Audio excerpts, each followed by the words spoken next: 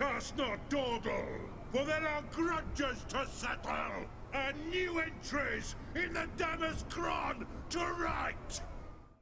Howdy, howdy, Devil here, and welcome to a quick battle I just had online. I thought I would relax and play a few quick battles, and I came up against Bretonnia. Now, this wasn't a particularly awesome battle or anything like that, but it does show this new ability that has changed for King Luan Leoncoeur and for Thorgrim. Now, I didn't bring Thorgrim in this battle, but I just want to show it off first. I just want to show this battle because of how this ability works, and I didn't even notice it during the fight.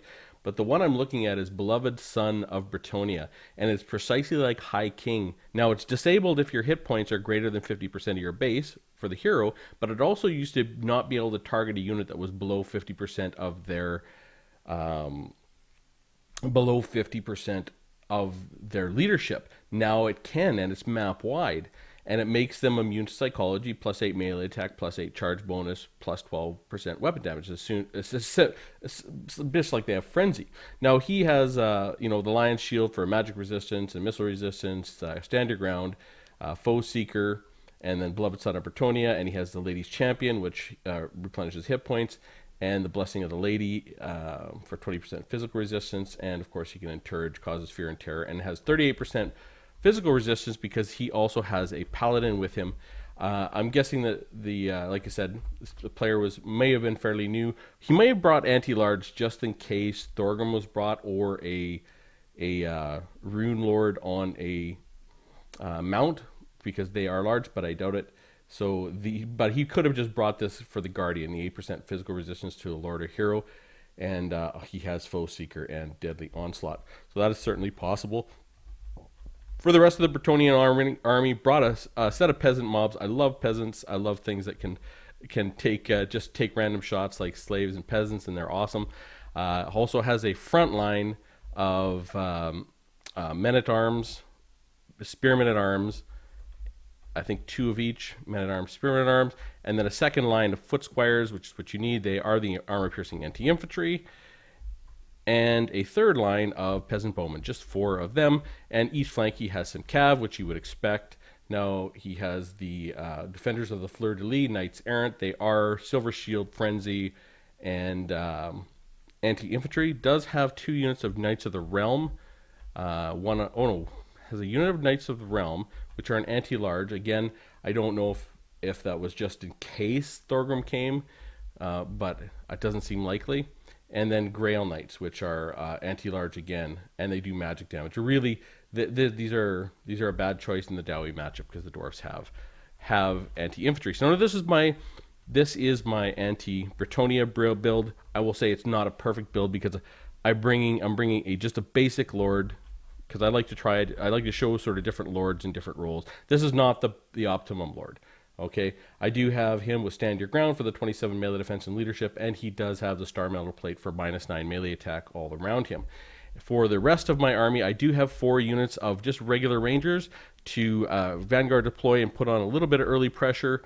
And I think it is nice to get in someone's face right away if you can. It really gets them moving. And beyond that, I do have 2 units of Thunders for those heavily armored troops. And my front line is just basic Longbeards, 5 of those. And in my back line is 4 miners, 1, 2, 3, 4, and 4 Longbeards with great weapons. And this is my anti-cav contingent. So we'll get it going. It actually gets going fairly quick. So when my first shot is into the peasants, so be it. I actually don't run out of ammo. It's actually pretty hard to run out of ammo. Games go pretty quick. But then I instantly redeploy. I said, okay, I'm going to go after these peasant bowmen and these peasant bowmen, and just try and get some pressure on them down here. He's going to see, and he is going to kind of hook into here to put some pressure on me. I don't see these guys out here yet. I'm just really moving forward. I just want to get the engagement going. I've seen a lot of these men-at-arms, so I want to get my my army fighting, and I don't see anything super dangerous. I mean, it's obviously Paladin in there. There is no magic, so I'm not too worried about that. So I see him coming, and I try and pull back behind here and get a shot in and get these guys in. So I do get a shot in, but he does get the charge in with the defenders of the fleur-de-lis, and these guys are on the outside, and these guys I think eventually are going to start coming around. So I'm just trying to get engaged everywhere I can. He's got in here now. I'm just trying to pull back and get my ranged contingent out. I do want to create sort of a defensive line up here, and I am going to see these guys, and I'm going to create sort of a defensive line up here. I do want to pull back with some of my ranged and get out of the way. So he is coming in here, and I have just sent my miners after them with my longbeards. I know they're going to win that fight, so just let them go. I just want to let them go and actually fight that fight. He's going to try and pull away, but I'm just going to let him chase. I really don't care. And now the defenders of the fleur-de-lis are definitely in bad shape. I do have them targeted with my thunders, and I am taking some peasant bowman shots, but it's not the end of the world. Now he is trying to get around and in here, but I just have so much density of troops. You know, he does get in, but I'm going to follow him in, and I'm going to bring in these longbeards with great weapons. And I see him coming around here. I am actually going to give commands here to chase down here. We'll see if I do it. It should be pretty soon. Yeah, there we go. Chase here and chase here and chase here, and try and collapse in on him. And I really just trying to keep my flank secure, relatively speaking. And I do have my leader here in the fight, and I see Luan Kerr there, and I think I'm going to try and take some shots at him with these thunders and just shoot into Luan Kerr. I'm not really worried about the peasant bowmen. They don't do a whole lot of damage because they are armor piercing. Now I see these guys going off into the distance. I was going to come back, but then I notice, okay, he's going to come around for a rear charge, so I got to get over here and try and trap them in. And I'm really now starting to focus on Luan Kerr. And this is where I make the mistake of focusing on Luan Kerr. I should have just left him. There's no need for me to do that. I should have focused on these Grail Knights or focused on the anything else. But you know, the Dawi can do a ton of damage when you get everyone focused. And you're gonna see right here, he's gonna notice that he's kind of getting below half health.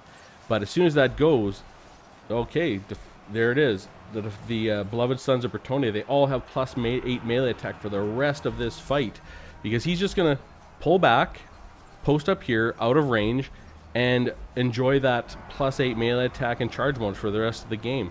So he did get a rear charge in here. Now he's coming around, and I have been able to kind of get these defenders of the fleur-de-lis with just miners, and now again I'm going to try and bring my troops in with these longbeards, the great weapons, and these miners to sort of trap them. He's going to keep coming around to try and get my back line, but there are so many troops there. You can see he's probably clicking, clicking a lot, because you can see the units are going back and forth and then over, and he's just trying to get charge after charge, and which has become incredibly difficult. So I'm just going to send these miners. Okay, perfect job for miners. Send off these defenders of the fleur-de-lis, and these Grail Knights are over here, and I'm just going to push my ranged units away and try and focus all my resources on these Grail Knights. So I do rout them, and I have all my foot troops on the way. I was going to go in here to shoot Luan Kerr, but I get a little too close, so the foot squires are now on my thunders. I'm going to take my thunders here and just switch them up with these longbeards and take out and go after these foot squires. I have all of my range are right back here in general. I see I'm going to send, eventually I'm going to send these miners here. I'm going to send another group of miners out here to these guys. One group of longbeards to support here, and I'm just going to post up one group of longbeards to be wherever they need to be. These guys are gone, so I do eventually see that. I'm going to take these miners there. I notice I'm just going to bring them back into the fight, and I'm going to start shooting at these peasant bowmen now. So I'm going to really here's my backline, still very, very stable. I'm going to now just focus on these peasant bowmen, and we are absolutely going to mow them down. I've got these miners going after his Grail Knights here, and this is a perfect job. Like, miners are really good in this because they only have 30 melee defense, so they can fight just fine. They're going to have no problems at all. Now, yeah, he's got the beloved sons of Bretonnia for the buff, but the miners are going to do fine here. We've tested this. We know this works, and there we go. Everyone goes, and that's sort of the end of the battle. And you know, I really didn't want to show for any spectacular gameplay or anything, but really for that beloved sons of Bretonnia. Man, oh man, I think Luan Kerr is going to be a beast in this meta. You get the Paladin is good because it's anti-large, but you get a little magic in this lineup. And, you know, you let Luan Kerr get in and get down and just proc that to his whole army, and you have a whole army of peasants with immunity to psychology. That is really, really big. Now, it doesn't matter as much for the Dawi because the Dowie have such good leadership anyway, so that immunity psychology isn't that big of a deal. Nor is the charge bonus, which a charge bonus is a huge deal for Bretonnia. But the +8 melee attack is actually really, really good for the Dowie, because the Dwarfs are really, really lacking in melee attack. So this beloved son of Bretonnia, I would not be surprised if you see people bring in Luan Kerr and beloved son of Bretonnia and getting it to proc, because you can bring a caster with heal if you really need it, but you can get him into situations where he's going to take a lot of damage and do a lot of damage, and just get that to proc, and as soon as it procs, you fly him away, keep him safe up in the air, and your entire army is immune to psychology, which is actually massive for Bretonnia. This might be an OP ability for Bretonnia now, whereas it's probably just, it's still not great for the Dwarfs, because there's a charge bonus, and Dwarfs and charges don't go together all that well. But anyways, I'll go over a bit of the stats. I thought the miners did really well. I just sent them after things. You know, this is what they're for in that backline cavalry defense. They're not a frontline unit. They're not a frontline support unit. They are an anti-cav. They're just like the Dowie version of spears, and they're nice. It's point and click. I just clicked them at stuff, and they would just keep chasing them. The Longbeards, regular Longbeards, are just outstanding, period. And they're really strong in this matchup specifically. 84-31, 84-49, and 104. Really strong in that front line. The Longbeards with great weapons, again, anti-cav, and they can support in the front line and plug some holes. They did that, 50, 10, 32, and 8. The big thing they do is that anti-cav. And the range contingent, you know, like, Rangers really, really outclass Peasant Bowmen. Like, the Peasant Bowmen got 37, 28, 15, and 21, and they basically fired unfettered for the whole match against whatever they wanted to shoot at. And we got 48, 47, 40, and 26. And, you know, we're under constant pressure. And the Thunderers, I think, are great in this matchup, 25 and 20, because you saw when they got full volleys into Luan Kerr how fast his health dropped. But as sort of a, and I guess the defenders of the fleur-de-lis they did some damage early, but he needed to get them out. It was like really clicking furiously in there to try and to go around and charge everyone. It worked a little bit. I would say definitely was disruptive to my back line, but would have needed probably,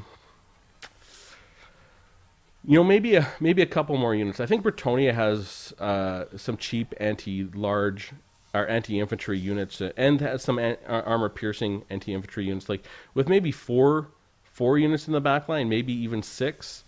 And you can do that with Bretonnia, because you can you know, you get yourself a paladin if you want with Luan Kerr and a magic caster, and you just have a few more men-at-arms. You don't need a spearmen-at-arms, and a few more peasant mobs. Like, peasant mobs, the way to use them is to take shots like they did. But in the Dowie matchup, what you do is you put them on the wide flank, and you just bring those peasant mobs to follow up mucking up Rangers and Thunderers, because they'll muck them up just fine, right? But anyways, they didn't do that, and that's fine. This wasn't a display of skill. It was really a discussion on this ability, and I think I still don't think it's great for the Dowie, but it's better than it was. But I think it is a pretty big deal for Bretonnia. You are going to see Bretonnian commanders, Bretonnian generals are going to bring this ability, and they are going to use it to incredible effect, because that immunity psychology is really going to matter, and because everyone knows that fear and terror matters against Bretonnia, right? So can't wait to see Bretonnian players, how they start using this ability. And I would love to hear from any Bretonnian players in the channel if they have tried this ability yet, what they think of it. And like, I never even looked. I never even noticed during the match that this is proc. I thought, well, that's really weird. He's just sitting out of range. Like, why is he doing that? Why is he not at least cycle charging something? And, well, there you go. He has beloved son of Bretonnia. His entire army is immune to psychology and +8 melee attack. Really, really outstanding stuff. Yeah, Foot Squires, I still, you know, I see their metrics. They've been playing with them. Really, I thought they were correctly priced when they were. I think now they're $675. They were $650.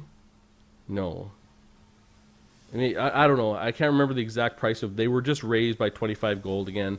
They're really close to where they need to be. I think they're solid enough, and they do make a good front line. You can see they did fine against the Dowie. you know, I didn't have any miners in the front line. They were killing longbeards, and they got 60, 59, 34, and 52, so they're doing just fine. And if they would have been buffed up a little bit more, I think they would have done even better. So really interesting fight, and good to see that beloved son proc and go off, and you know, it didn't swing the battle in terms of from a loss to a victory, but it was really interesting to see it proc. So anyways, hope you found that interesting, and I will see you soon.